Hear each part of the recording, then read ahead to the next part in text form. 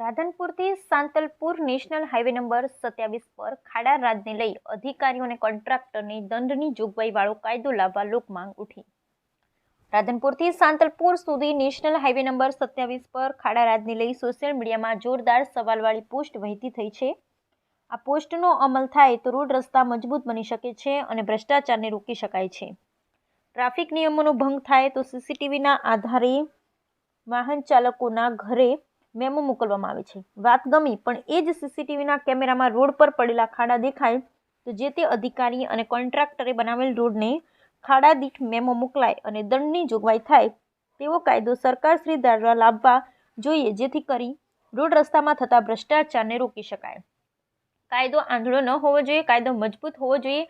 હાલ સોશિયલ મીડિયામાં રાધનપુર સાંતલપુર વારાહીના લોકો નેશનલ હાઈવે નંબર 27 પર પડેલા ખાડાને લઈ અધિકારી અને કોન્ટ્રાક્ટર સામે કડક કાયદો લાવવા માંગ કરી રહ્યા છે। Bureau report Bhagirathsinh Jadeja, Santalpur, Patan.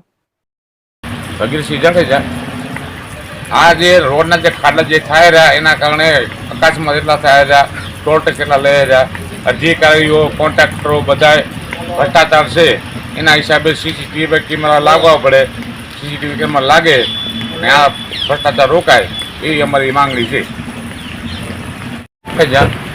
આજ રોજ સાંતલપુર તાલુકાના સાંતલપુર ગામ અને ગામ વિસ્તારમાં જે રાધનપુરથી કરી સામે ખેડૂતની જે રોડ રસ્તા છે એનું ટોલ ટેક્સ લેવામાં આવે છે, બધું લેવામાં આવે છે, ફાસ્ટેગ લેવામાં આવે છે, ખાડા પડ્યા છે।